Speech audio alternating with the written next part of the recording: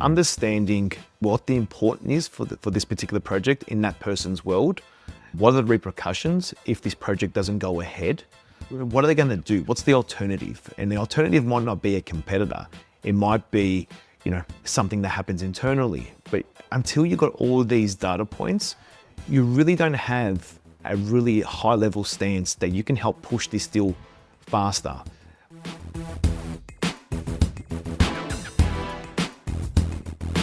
Welcome to the Lean Marketing Podcast. I'm your host, Allan. Today, my guest is David Fastuca, and I had David on because there's a special topic that keeps coming up all the time. People ask me, what about B2B sales? And it's funny, a lot of people read my book and they say, hey, I can see how this applies to B2C, but how does it apply to B2B? And then vice versa. I'll get someone email me saying, hey, I can see how that applies to B2B, but I'm in B2C. How does it apply to that? So today we're talking B2B, meaning business to business sales or enterprise sales. And David's got a lot of expertise around that. He's written a book called the B2B Sales Playbook, which is a great title, really tells you exactly what it's about. And so welcome to the podcast, David. Great to have you on. Allan, it's awesome to be here, mate. Pleasure. Thank you. So, David, how does B2B sales fundamentally differ from other types of sales? So, answering that question that people always ask, which is, hey, I can see how some of these techniques work in a B2C environment, but what about B2B? Yeah, look, there is a decent crossover, we must say. Like even with the things that we teach and showcase within the book, a lot of it can be applied to that B2C nature of selling. I guess the biggest difference is within the B2B space, there might be multiple people in the buying decision. And what I mean by that is, say you're selling a CRM, you're typically talking to like a CMO, so Chief Marketing Officer or Head of Marketing within the business. Then the CMO might need to talk to their Head of Finance and then might need final approval from a CEO. So there's a bit of a process, there's a bit of a buying committee versus on the B2C, it might be just your life partner, or it might be just you making a decision on that purchase, depending on what it is you're buying. So generally, it's a bit more complex of a sales process. I mean, in my experience, all of my businesses have been in the past B2B, and it is more complex because there's more decision makers. It's also more complex because there's longer timelines. And the other thing is, a lot of times, the person you're dealing with may not be the one who controls the purse strings, right? So they may not be the financial decision maker. They may be the technical decision maker. Maybe they're the CTO or whatever. They love your solution or whatever, but you've got to get the finance guy across the line. You've got to get the CEO across the line or whatever it is. So what are some of the ways that you're handling that situation where, hey, maybe the person you're dealing with is all guns blazing, let's go, let's buy or whatever, but there's a roadblock upstream somewhere? Yeah, and I'll throw even a more of a curvy one to that. Back in my previous company, Locomode, often the times the people who we were selling to weren't even the end users of the product itself. Yeah. So there was that extra layer. Yeah. We were talking with procurements and potentially EAs as well. So they weren't leveraging the tool that the end users were using. Yeah. But to answer the question directly, that's where you require a bit of a multi-threading approach. And what I mean by multi-threading is, yes, I'm talking with the CMO selling the CRM option. Yeah. I do know, and he or she is going to be my champion. So like my biggest supporter to push this through, but may come up with, some objections from the finance and then the CEO. So it's multi-threading where we're trying to get ahead of the potential objections. We've created, in other scenarios and in different industries, a bit of a battle card of here's what to do to get your CFO across the line. Whoever's holding the purse strings, here's how to get your CTO involved, because often CTOs, they're quite risk adverse. Yeah. And any new system that comes into their arena that they need to look after is a burden on them because there's a lot to do. So how do you tackle that? So it's understanding their frustrations, their pain points, and tackling them head on and bringing those objections up at the forefront, rather than those objections and conversations happening when you're not in the room. So a great way is to invite those people to a call, whether it's face-to-face or online, and air out companies that are similar to you, and with departments, with a CTO, often run into these type of hurdles to get this over the line. Here's how we address that. So it's answering the unasked questions before they get asked when you're not there. So that's all well and good if you can get them on the line. Like one of the issues often we faced is that, the person we're dealing with, we're reliant on them selling internally to the other people. And we really can't get a meeting easily with some of the other people. Or if we can, it's kind of going to be very late in the game. So they'll be like, hey, send us the proposal. And then they'll forward that proposal on to, the finance guy or the CEO or whatever. And we know what's going to happen. The finance guy is going to open it, scroll to the bottom where it says the price and go, oh shit, that's too expensive, right? So how are you dealing with that kind of situation? Yeah, I've done a few creative things in my past, and this is probably my marketing hat background coming into play. So there's been times where we weren't privy to who these people were, or they weren't invited to the meetings. So some basic research is always nice and easy to do. Go on LinkedIn, understanding. This is where you need to really understand your ideal customer profile and the buyer persona, who you target and who's potentially the anti-sponsor, and reach out to them direct yourself. So you can do this via LinkedIn. You can use third-party tools like Lucia or Firmable if you're here in Australia to get their email address, phone number, and so forth. So you can be proactive and reach out. And even if all those fail, what I've done in the past, something a little bit cool, is I sent a handwritten letter in a colored envelope, something very specific that talks to you, and it might have a little QR code, which is a little video of me talking to them about the project that's on the table. Going to those efforts, right, puts you in a league of your own and gets you an audience with those people. Even if you still may not talk to them, but at least you've had some cut through. They've seen your name, they've seen your brand. And even if they don't act or look at anything, at least now when they're looking at 2 or 3 providers on their desk, similar sort of pricing, it's like, okay, I know this name, I know this brand, because they've actually trying to be proactive with me. A little bit of trust factor has born and spawned from that. So let's go down this, let's explore this route. That's worked wonders in the past. Yeah, I love that.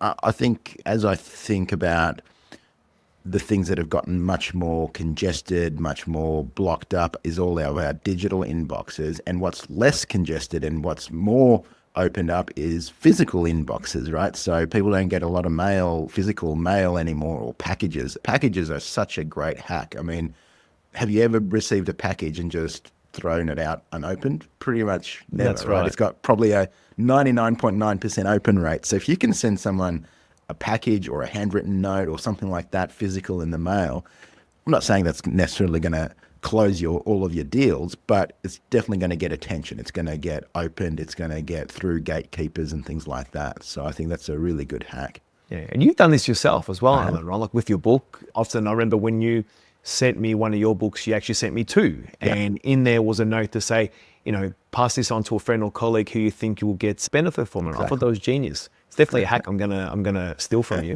But I thought it was a great thing to do, right? And it was that showing that reciprocity of, you giving and now me being able to, I immediately thought of, okay, cool, who can I give this to? And, it just sparked a conversation of me talking about, oh yeah, this is a book from a friend of mine. You'll get some value from it.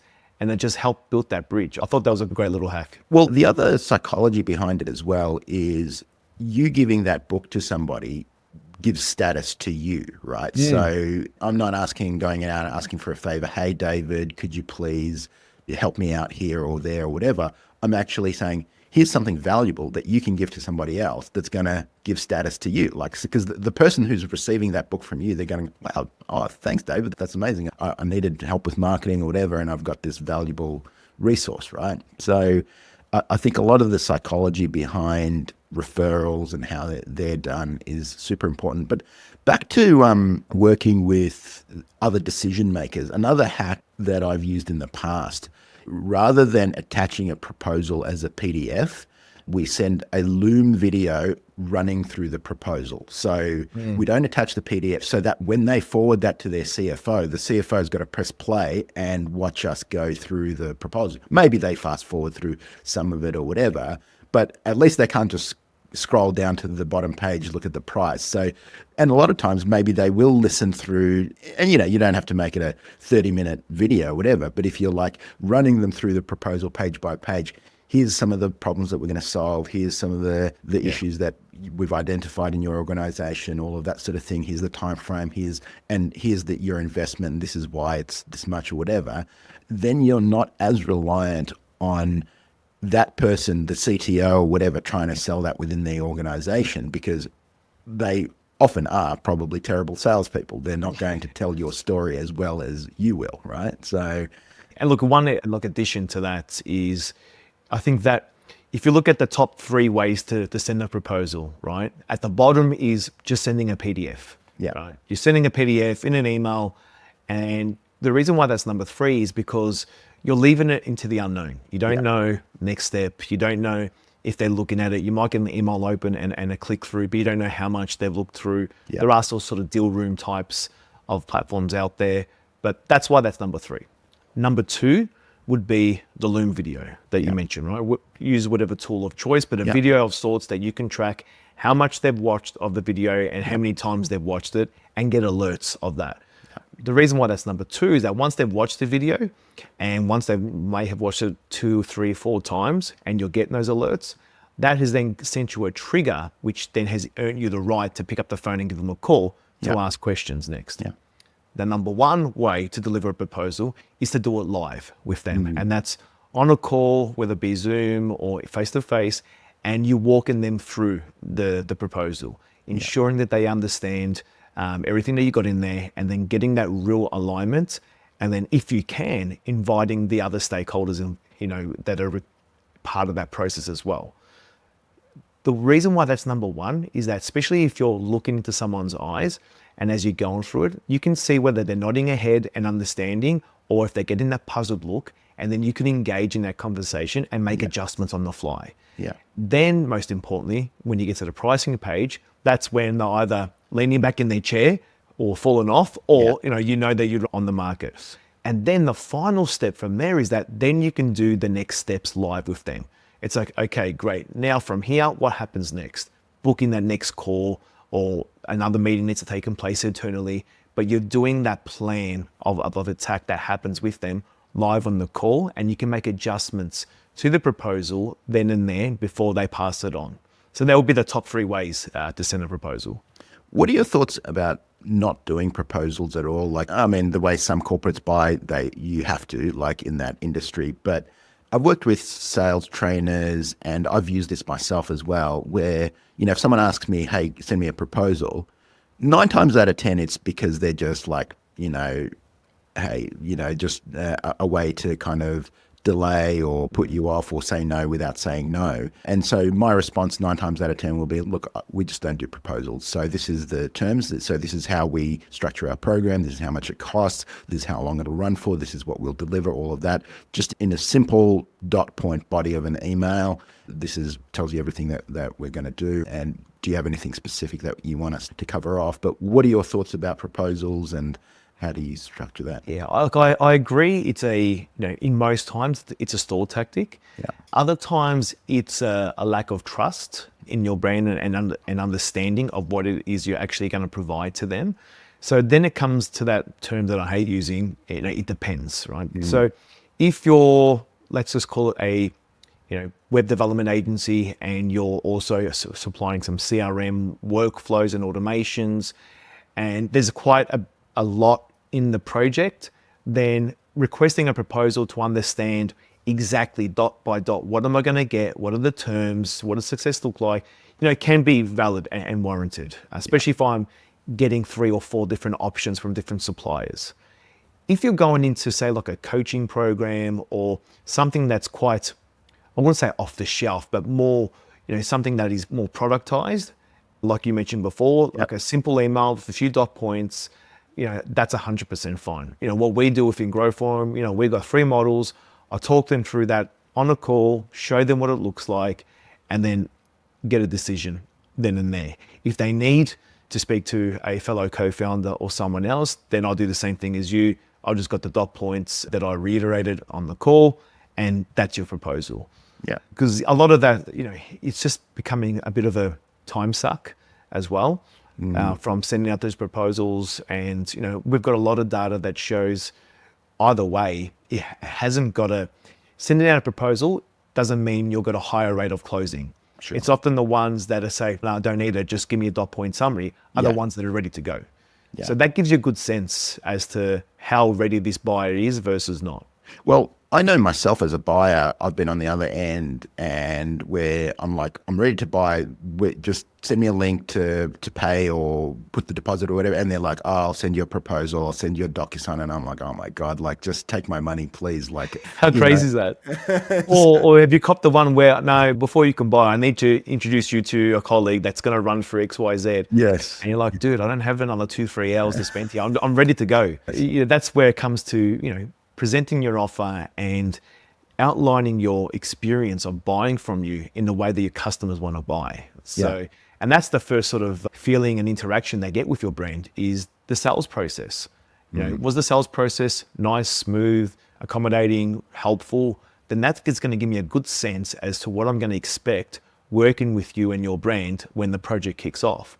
If it's a painful experience and you're slow to get back to me and there was issues along the way and you didn't understand my objectives, then that probably gives me a good indication of what it's going to be like working with you.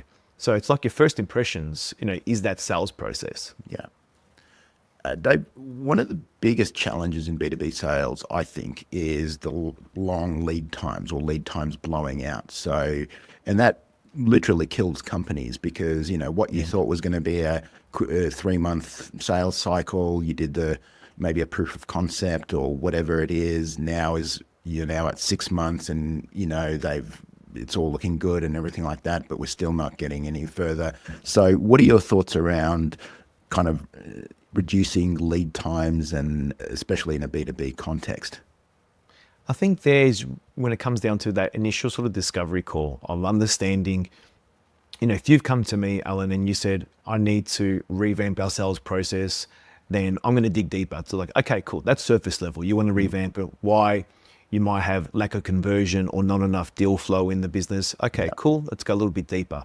How's this going to affect the business? Well, if we don't get these sales through by X time, I'm probably going to have to let people go.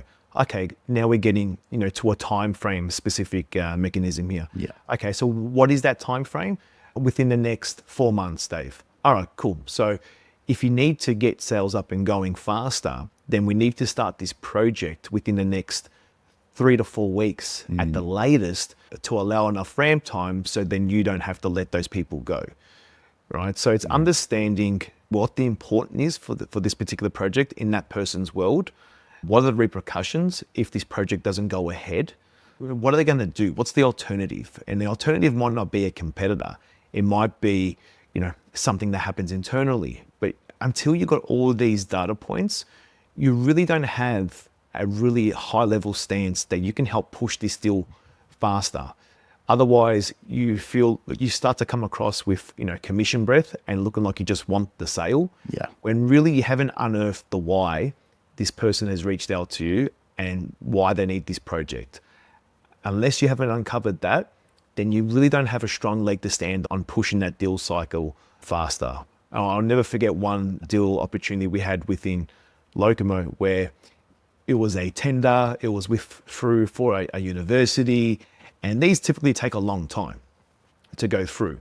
But during a few of my conversations, I felt a bit of a sense of urgency because the person was asking for a few things, which usually happens towards the end of a deal. So then I just pried and asked more questions. I'm like, okay, so, why is this such a burning project? It seems like you're putting, you've got 3 or 4 things on your plate. This seems to be priority number 1. Like, why? Yeah. And this wasn't exposed within the tender itself, but they were sunsetting a product that was managing their travel process, and they had a hard date to go live.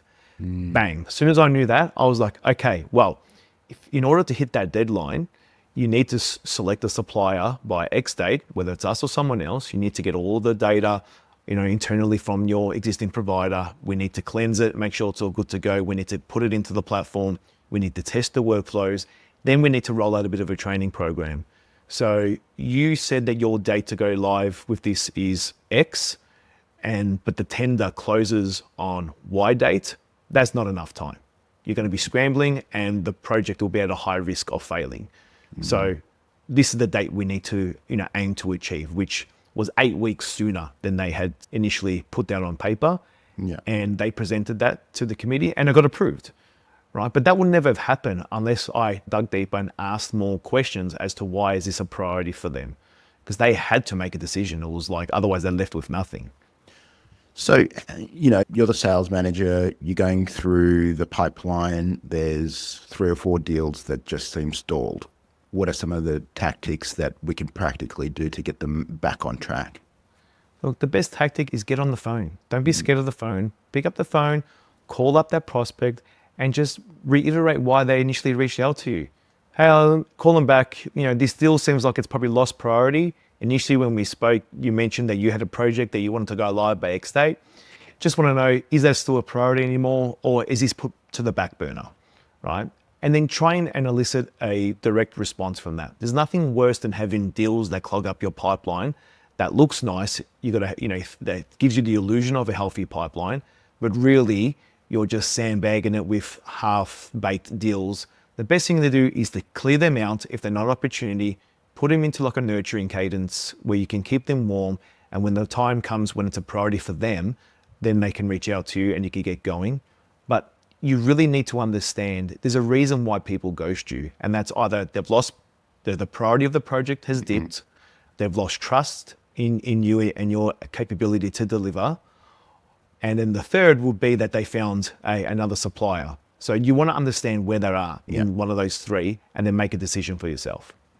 With CRM sales data, especially as a manager, a lot of times you'll score the deal as being, hey, we're 50% there or 70% there, or the likelihood of closing or whatever.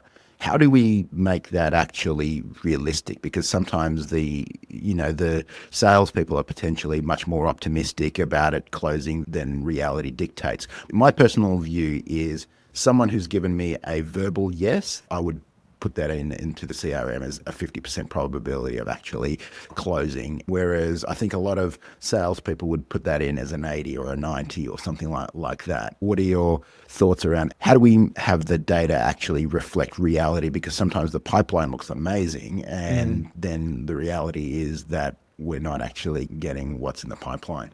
I think this comes with a bit of experience, if I'm being honest. I'm quite brutal with like our pipeline. And even if someone has signed the contract and it's closed one, it's still not 100% in my pipeline.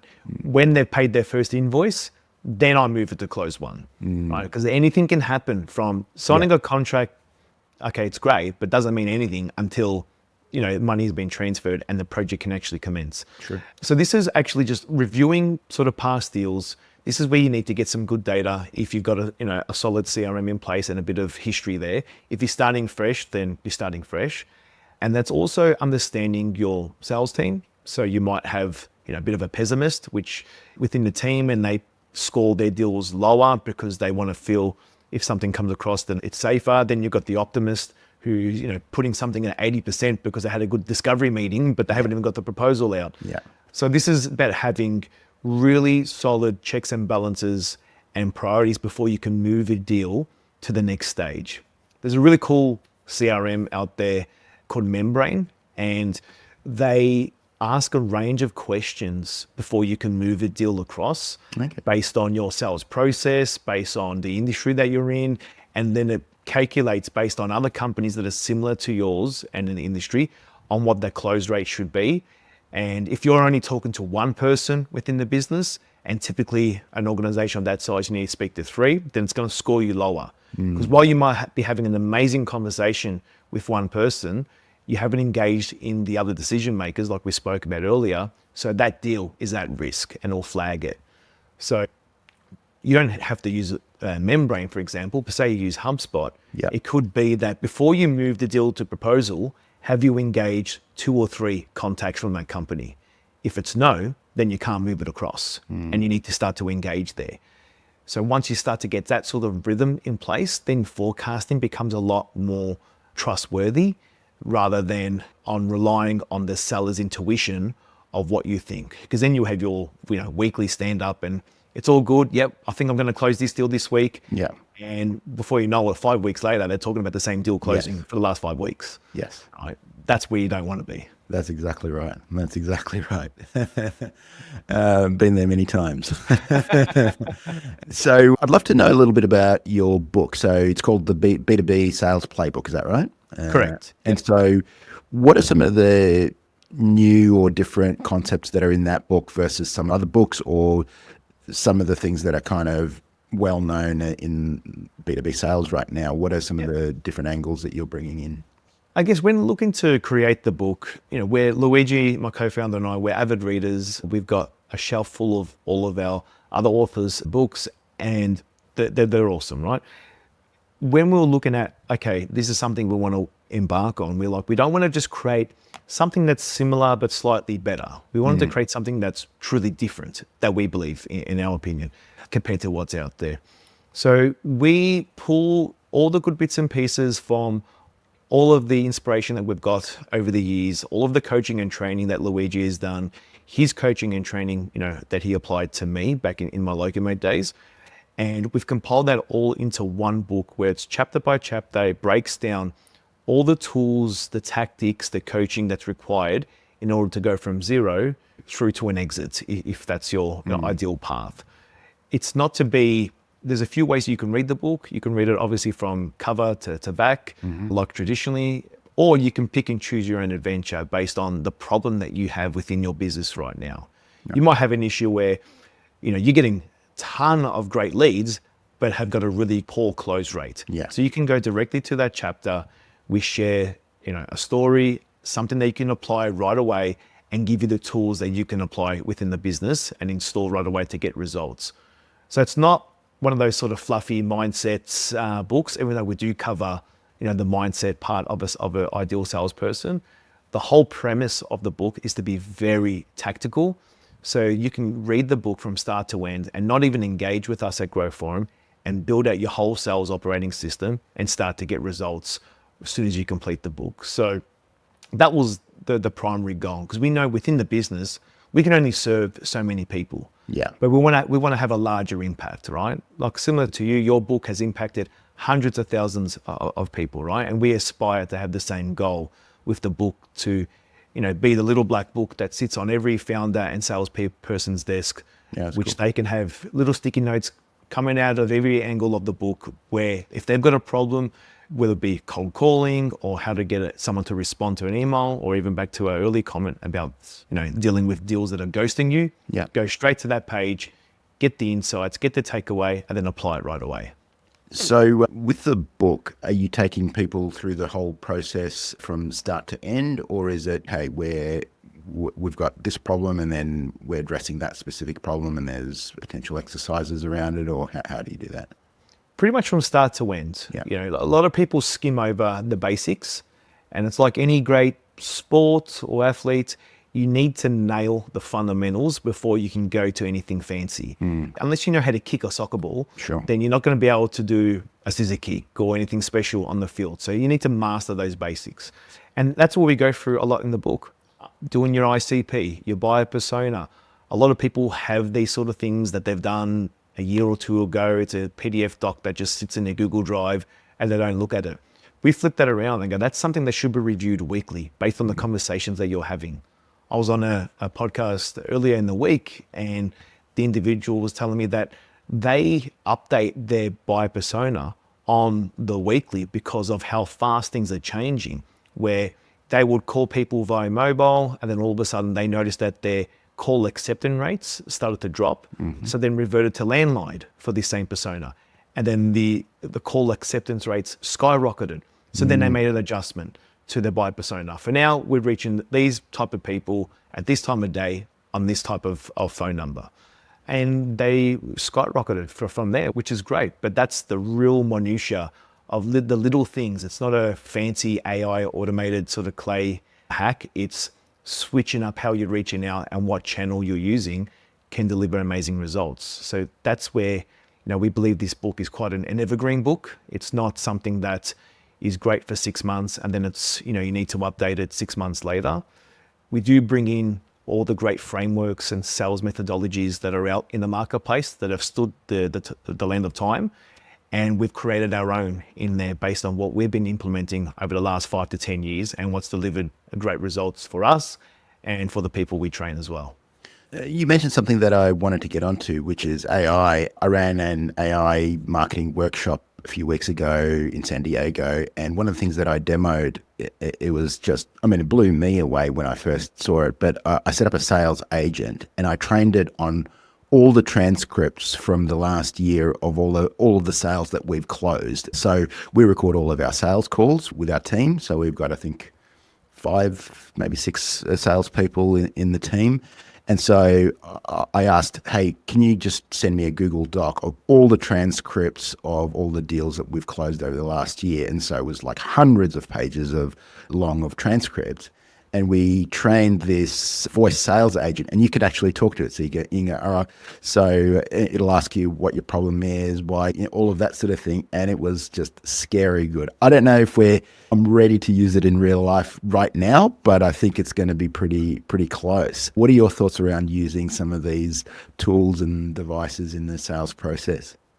Look, there's some amazing tools out there, and they're getting, like you mentioned, scary good, which is great, because then what we should be doing is focusing on the part where, AI can't do at the moment, right? And this could be the closing part of the calls. So getting appointments and bookings set into the calendar, that will get easier over time.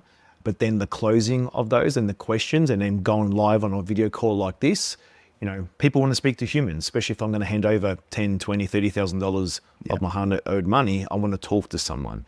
So we think, look, leverage the tools as much as you can, that it's going to give you the right amount of value, but be cognizant of, because of all these great tools that are out there, just be smart, because a lot of people are now getting smashed with so much more. Like doing custom and really personalized emails was hard back in the day. And when I say back in the day, I'm talking like 12, 18 months ago. Yeah. Now we're all getting, our inboxes are getting hammered by really great personalized emails, but because there's so many of them, we're now switching off and ignoring them. So one of the big things that we advocate within, the B2B Sales Playbook is having a multi-channel approach. So not relying on email alone, phone alone, or social selling alone, but combining all those channels to be where your customer or where your prospect is at, because everybody likes to communicate differently. Yeah. I know I'm quite active on LinkedIn, so I respond to a lot of LinkedIn messages. Yeah. Other people ignore it. People love email. Some people hate email. So you can't rely on just one channel. You need to be where your customer is. And that's where AI probably still has some time to go to do those multi-channel sort of campaigns, but it'll get there eventually for sure. How do you think about pre-qualification? Like, some people are really loose. They'll like let almost anyone in on a discovery call, waste a lot of time with unqualified prospects or whatever.